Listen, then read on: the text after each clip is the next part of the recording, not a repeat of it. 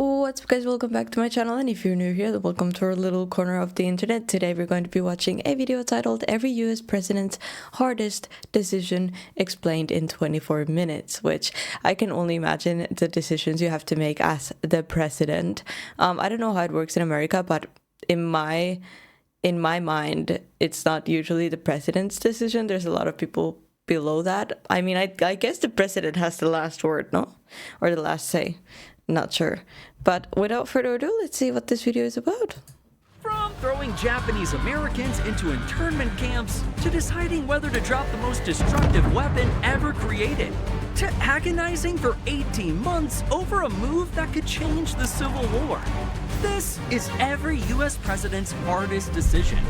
And some of these are so impossible, there's a reason presidents leave office with gray hair. Starting with George Washington. Cause when France went to war with Britain, the country split in two.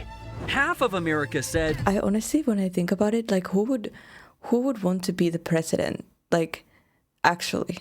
Like, yeah, it's cool to be the president, but who in their right mind would want that job? It's one of the craziest jobs that's out there. Like, you're in the public eye constantly. You're deciding for a whole country. I mean, I don't know.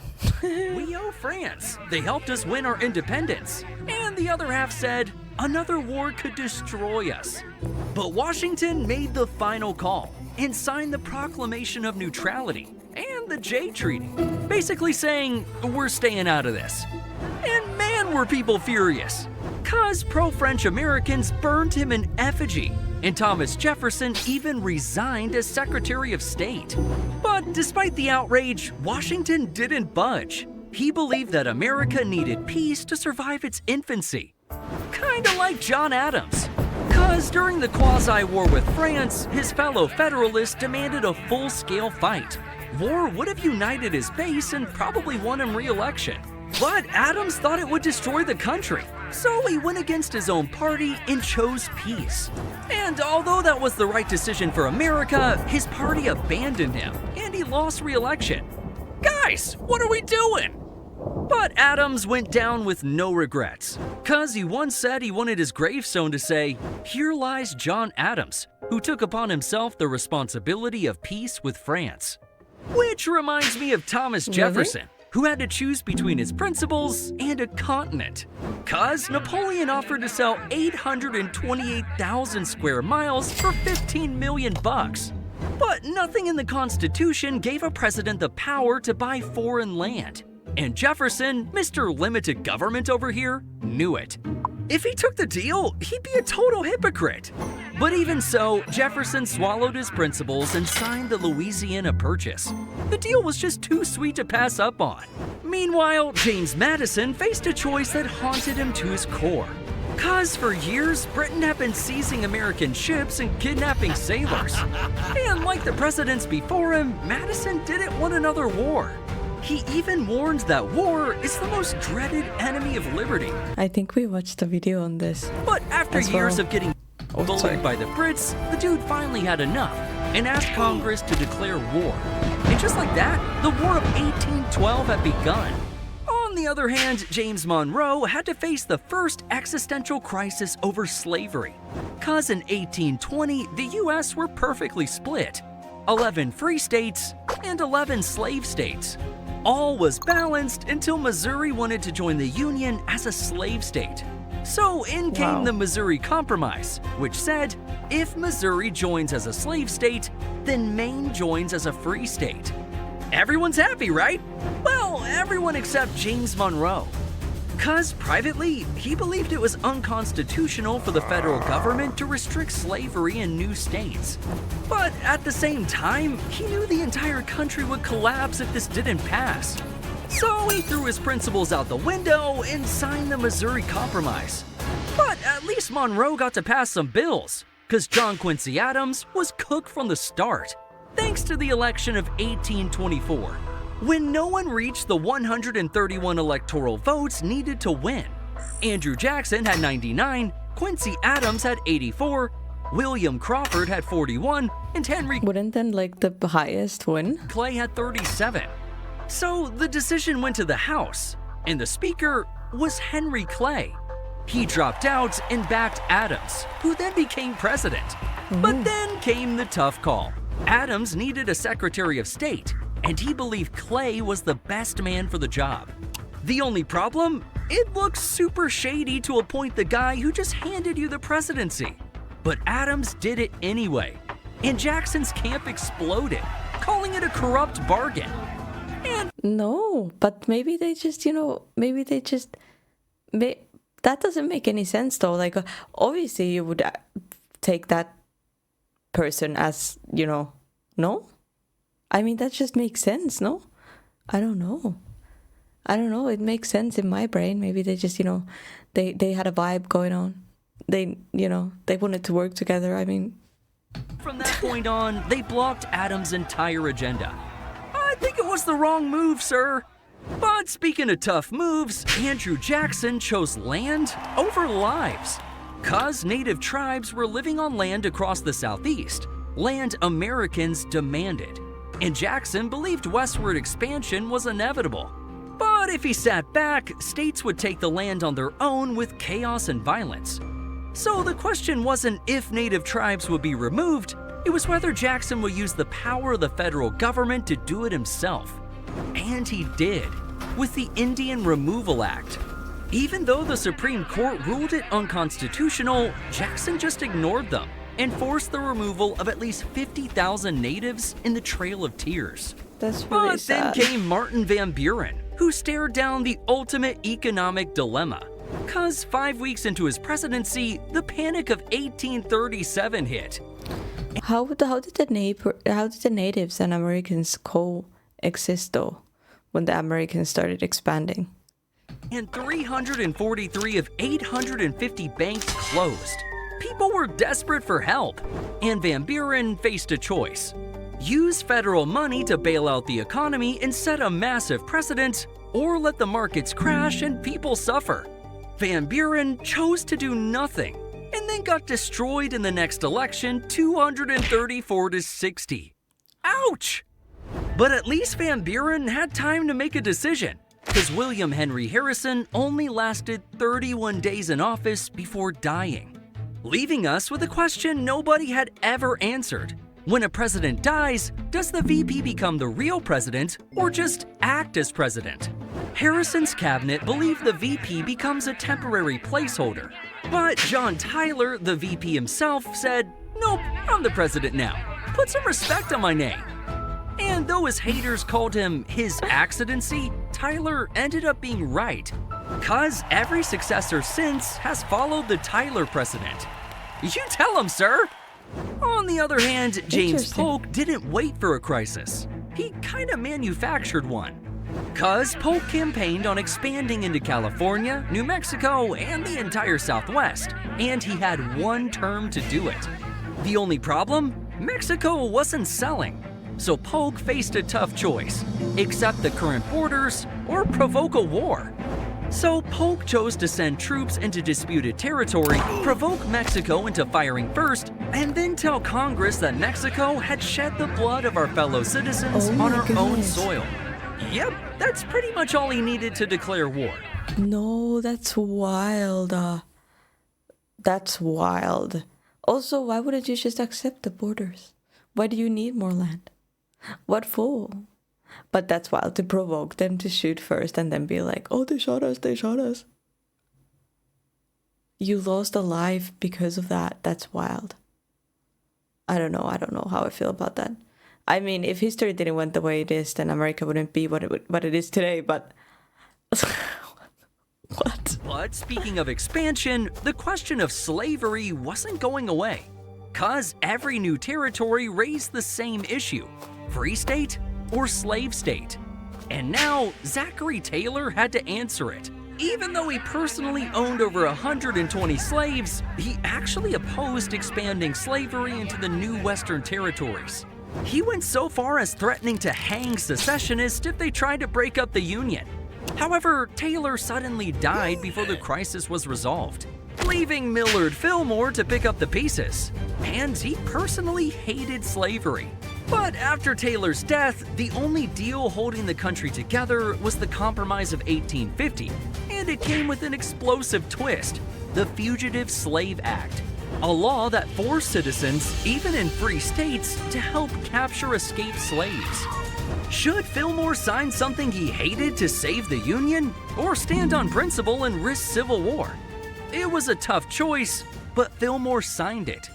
Kinda like Franklin Pierce, who threw his weight behind the Kansas-Nebraska Act, a bill that... There's a mobile game that's like where you, like the president, you have to make choices.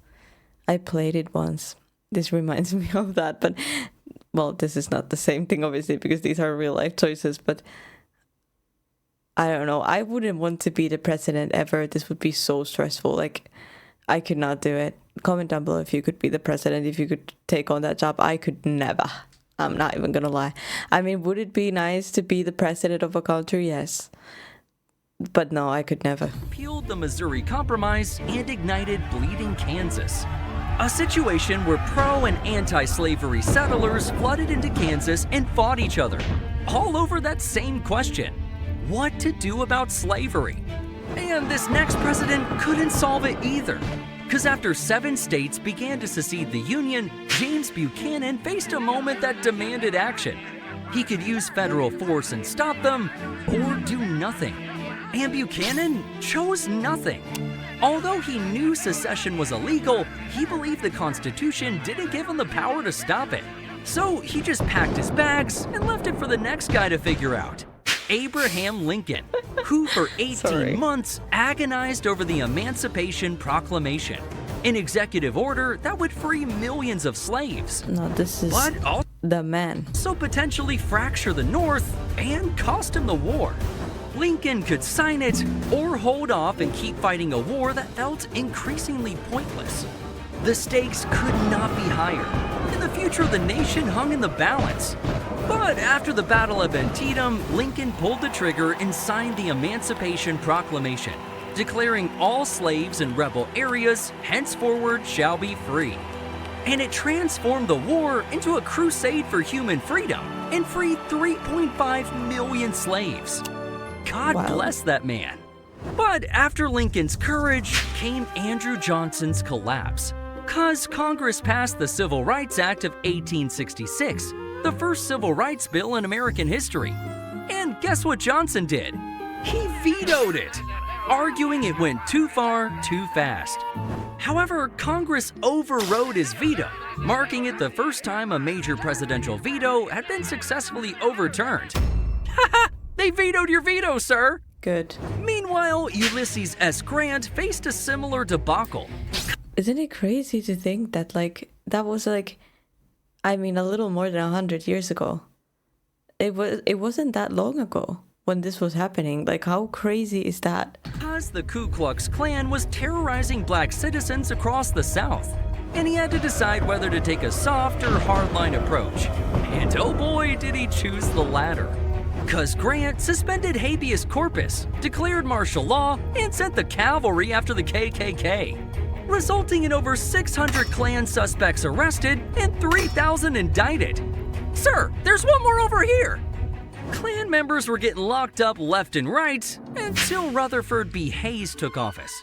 Cause after the disputed election of 1876, Hayes secured the presidency through a backroom deal. And it was pretty shady. The Democrats allowed Hayes to take the presidency in exchange for him removing federal troops from the South. And yep, Hayes took the deal and ended Reconstruction overnight. But speaking of devastating consequences, James Garfield made one that got him killed. Cause at the time, Washington ran on patronage, handing out government jobs as political favors. But Garfield didn't play that way. He awarded jobs to people who earned it. And boy did he make some enemies, because months later, a deranged office seeker assassinated him for it. Taking us to Chester Arthur, who was forced to clean up the mess. The only problem, Arthur's entire career was built on the patronage machine. Cause he wasn't an outsider, he was the system. But when the Pendleton Act hit his desk, a bill that would I wonder what he looked like in real life for them to put the little cheek things. Require government jobs to be earned on merit, he had a choice: protect the system that made him or destroy it. And to everyone's surprise, he destroyed it, signing the bill into law and betraying the very allies who had put him in power. That's a brave move, sir. But then came Grover Cleveland and the Pullman strike of 1894.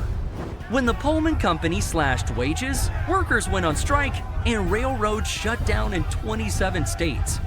The economy was on the brink of collapse, and Cleveland had a choice: side with the workers and risk total economic collapse, or restore order by force. I would sign with the workers. No? That's the nice thing to do. And Cleveland chose force and sent 2,000 federal troops in to crush the strikes with an iron fist. Man, the average American just getting smoked in this era. Because Benjamin Harrison did something similar. He stared down the McKinley Tariff, a proposal to raise tariffs even higher to protect American industry. The only problem? Higher tariffs and higher prices. And that's exactly what happened. Harrison signed it, tariffs soared to 50%, and voters were furious. So 2 years later, they booted him out of office. But that's nothing compared to William McKinley, who was pressured into fighting a country. I'm scared. Because after the USS Maine exploded in Havana Harbor, the press and public demanded war. Even Teddy Roosevelt called McKinley weak. But McKinley... Even Teddy Bear? Oh my goodness. Knew war was a gamble, so he resisted for a year before finally giving in. And fortunately, the Spanish-American War transformed America into an imperial power overnight. But speaking of empires, Teddy had to decide how far he'd go to build one. Cause Colombia had just rejected his I can't take this man serious anymore because after I learned that teddy bears are named after this man, come on. It's a teddy. To build a canal through Panama. And while most presidents would simply take no for an answer, Teddy hatched a pretty risky plan. When Panama rebelled against Colombia, Teddy sent warships to support Panama's independence. And within days, he secured the right to build a canal. Whew, that's just Teddy being Teddy. But diplomacy is exactly what William Taft needed. Cause when Gifford Pinchot, Teddy Roosevelt's best friend, publicly attacked his cabinet, Taft had a choice: keep Pinchot and let him publicly undermine his authority, or fire him and risk blowing up his relationship with Roosevelt. Taft chose to fire him. Cause Teddy turned on Taft, launched a third-party run, and split the Republican Party in two, allowing for Woodrow Wilson to take the White House. And sadly, this man broke his biggest promise. Cause World War I was raging in Europe, and Wilson campaigned on keeping the US out of war. But when German U-boats were sinking American ships, Wilson was caught between a rock and a hard place. And he chose to send millions of Americans into the bloodiest war the world had ever seen. But while Wilson agonized, Warren G. Harding didn't think hard enough. Cause the hardest choice he made was whether to trust his friends with power. And he said, yeah, sure, why not? And filled his cabinet with his BFFs. But then what followed... Oh no. There's no friends in business, man. Was the Teapot Dome scandal, one of the biggest corruption scandals in American history. And several of his friends were thrown in prison. Maybe vet your buddies next time, sir. On the other hand, Coolidge chose... I would feel so embarrassed after that. But yikes. Ideology over reality. Because by the 1920s, crop prices collapsed, farms went bankrupt, and farmers were drowning in debt. So Congress passed the McNary-Haugen Farm Relief Bill, a plan for the government to buy crops. The bill was so popular, even his own VP supported it. But Coolidge vetoed the bill, arguing that government price controls would do more harm than good. Kinda like how Herbert Hoover chose politics over economics. Cause in the 1930s, the economy was slipping into a crisis.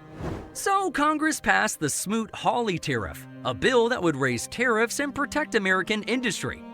On paper, it sounded pretty helpful, until 1,000 economists came out and begged Hoover not to sign the bill into law. Well, guess what? Hoover signed it, global trade collapsed by 65%, and the Depression went global. 1,000 economists, sir! But if Hoover bent to political pressure, How do you live under those decisions? Like, how do you sleep at night? I'm sorry, but seriously, this is what I mean. I couldn't be the president. Imagine making a choice that affects the whole world. Everybody's suffering, and how do you go to bed at night? Like, how do you tuck in at night and then you close your eyes and you're like, what a day. I couldn't do it. Franklin Roosevelt bent to wartime hysteria. Cause after Pearl Harbor, FDR faced a choice: trust Japanese Americans despite 0 cases of disloyalty, or lock up 120,000 of them in the name of national security. And in the end, fear won, because FDR signed Executive Order 9066 and relocated Japanese Americans into internment camps during World War II. But What? speaking of impossible choices, nothing compares to I never knew that. Harry Truman, because he learned about the atomic bomb only after becoming president. And now he had to decide whether to use it. He could either invade Japan and lose another 500,000 American lives, or drop the most destructive weapon ever created on a civilian population. On August 6, 1945, Truman gave the order. 100,000 people were killed, and the nuclear age had begun. That might be the hardest decision any president has ever made. But after the bomb came the battle for equality, because Arkansas Governor Faubus used the National Guard to block 9 black students from entering Central High School, directly defying the Supreme Court's order to desegregate schools. Now, Dwight Eisenhower had a choice: stand back and let the governor ignore federal law, or step in and use military force against American citizens. And Dwight sent in the 101st Airborne Division to escort the students into school, enforcing the Constitution at gunpoint. But speaking of being held at gunpoint, John F. Kennedy faced the Cuban Missile Crisis. When the Soviet Union placed missiles in Cuba, close enough to hit most American cities in under 5 minutes.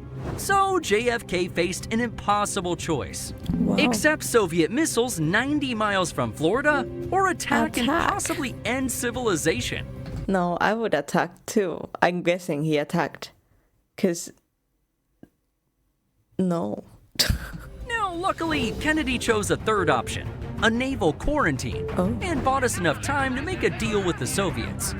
Meanwhile, Lyndon Johnson chose to ignore his own gut, cause in private, he literally said, "I just don't think it's worth fighting for," referring to the Vietnam War.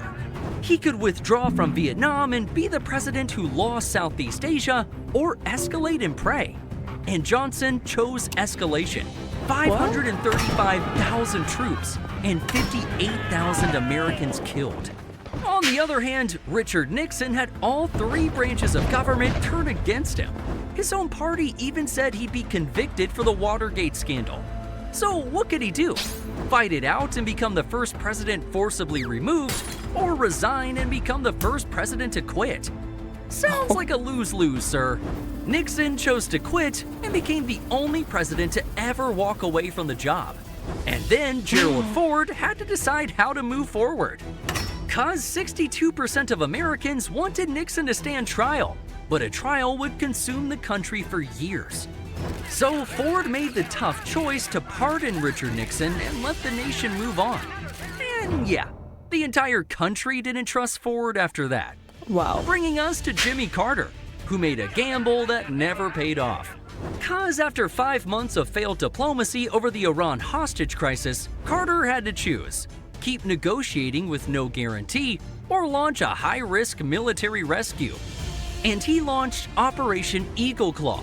But tragically, helicopters broke down, 8 service members died, and the hostages weren't free. Ugh. Tough luck, sir. But sometimes the hardest choice is walking away from everything you ever wanted.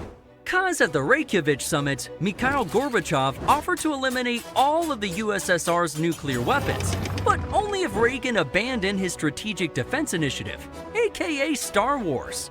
Reagan could take the deal and literally end the Cold War right there. But instead, he walked away. And within months, he made a new deal with the Soviets. And just a few years later, the Berlin Wall came down. Nice move, sir. I wouldn't have shut down Star Wars either. But speaking of gambles, George H.W. Bush had to choose between a promise and a math problem. Cause he staked his presidency on read my lips, no new taxes. The only problem? The deficit was exploding. So Bush broke his promise, raised taxes. I can't with the little drawings. And his base never forgave him. But Bill Clinton faced a different kind of pressure. Haunted by inaction during the Rwanda genocide, Clinton had to decide whether to bomb Serbia or stop ethnic cleansing in Kosovo. But life is so unpredictable and the world is so unpredictable, but that is kind of impossible to make promises like that for the next so-and-so years. There was no UN authorization, no appetite for ground troops, and no guarantee it would work. But Clinton bombed anyway, and eventually Serbian forces withdrew. And that's a stark contrast to George W. Bush, who had to decide whether intelligence on Iraq's WMDs was strong enough to justify invasion. And to be fair, the man was getting peppered left and right with pressure to invade Iraq. Prime Minister Benjamin Netanyahu even testified before Congress and said there was no question whatsoever that Saddam was pursuing nuclear weapons. So Bush chose invasion, and just like that, we got the Iraq War. But on the other hand, Barack Obama faced a coin flip with his presidency on the line. Cause the intelligence that Osama bin Laden was in an Abbottabad compound was only 50-50, and even his VP Joe Biden recommended waiting. But Obama chose to act. On May 2nd, 2011, Navy SEALs Imagine like how strong-minded you have to be to like make decisions like this when even the vice president, the one you have like right next to you, is like, don't do it. And you're like you have to rely on your brain for the whole humanity. Carried out the raid, bin Laden was killed, and a decade-long manhunt was over. But speaking of high-stakes military calls, Donald Trump had to decide whether to assassinate the second most powerful man in Iran. And in January 2020, he ordered the strike on General Qasem Soleimani, what Pentagon officials called the most extreme option. Kinda like when Joe Biden had to choose between forever and failure. Cause military advisors wanted to keep 2,500 troops in Afghanistan, and pulling out meant risking a Taliban takeover. But Biden argued, after 20 years and $2 trillion, how long is long enough? So he pulled out the troops. The photos were a mess, and the Afghan government collapsed in 11 days. Not the best ending, but hey, at least we got out of there. And if you're wondering how these presidents dealt with so much stress, it's because their first ladies helped them relax at night. This is every US president's love life. From writing love letters so steamy they had to be sealed for 50 years, to getting caught with a White House intern on national television, to marrying a woman 30 years younger and having 15 kids while still being president. Wait, that's actually interesting. I kind of want to watch that video. Give this video a like if you want to watch that one with me as well, so I know that you guys like this type of content. And these are so romantic. I'm gonna need you to click right here and keep watching. Yeah, that's it. Thank you guys for joining me for this video. The job as a president is just wild. It's crazy. It's crazy to have to make decisions like that. I am excited to see your thoughts in the comments below, guys. Thank you once again for joining me. Please leave a like, subscribe if you haven't yet, and I'll see you guys in the next video. Bye!